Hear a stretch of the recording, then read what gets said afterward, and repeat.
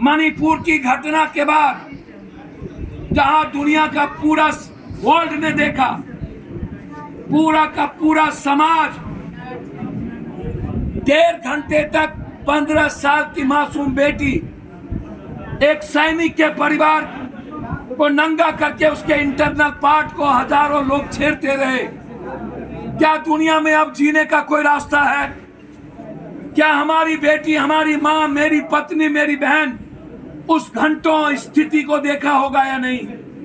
जो मासूम बच्ची होगी, जो कॉलेज में, स्कूल में, गांव में, कस्बों में पढ़ती होगी या जाती होगी, जो वो सोशल मीडिया पर देखी होगी इंटरनल पार्ट को छेड़ना, और उसके बाद हजारों भीड़ के सामने बारी बारी बलात्कार करना।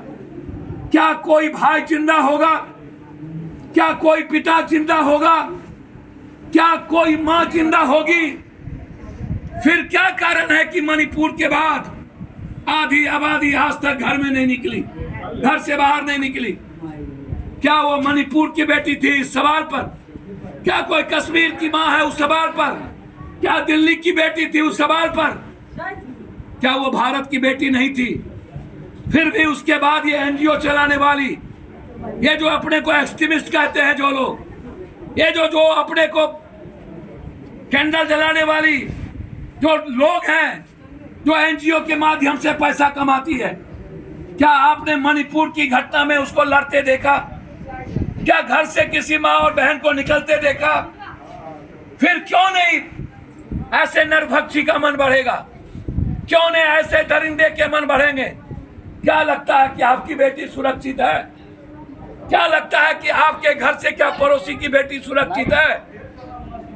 क्या एक पिता अपने घर के बच्चों को Corex, smacks, drugs, solution, whitener, porn देखने से रोक पाते हैं? कौन ऐसा लड़का है जो 12 साल से लेकर के 30-35 साल तक के उम्र के लोग पॉर्न ना देखते हो? क्या इस पॉर्न पर बैन नहीं लगनी चाहिए?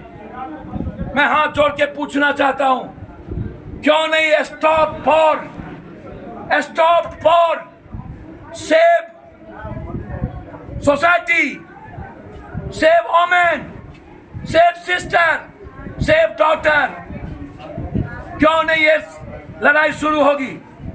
क्यों नहीं एक पिता अपने बच्चों को कोरेक्स, एस्पेक्स, ड्रग्स से वंचित कर पाता है? आज 80% यूथ या तो सट्टा खेलता है या तो मटका खेलता है।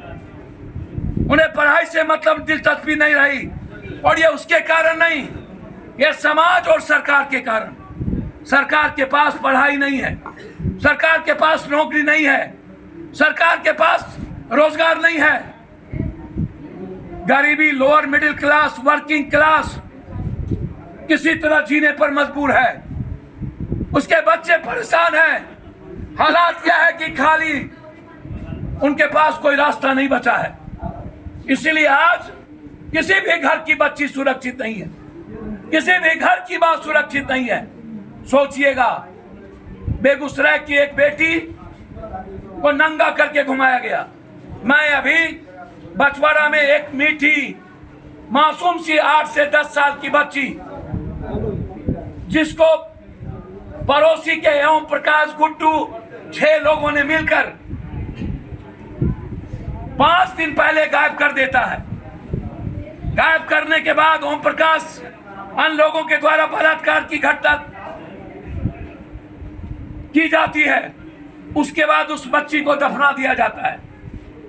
5 दिन तक वह परिवार, उसकी माँ, उसका पिता पागल हो जाता है, उसकी दादी, उसका दादा पागल हो जाता है, उसका चाचा, उसका पड़ोसी, उसके रिश्तेदार सिर्फ आंसू लेकर के बिलखते हैं।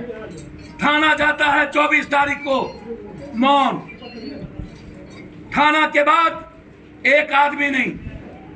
थाना यदि 24 को सजग हो गया होता, शायद मेरी बेटी मीठी बच गई होती।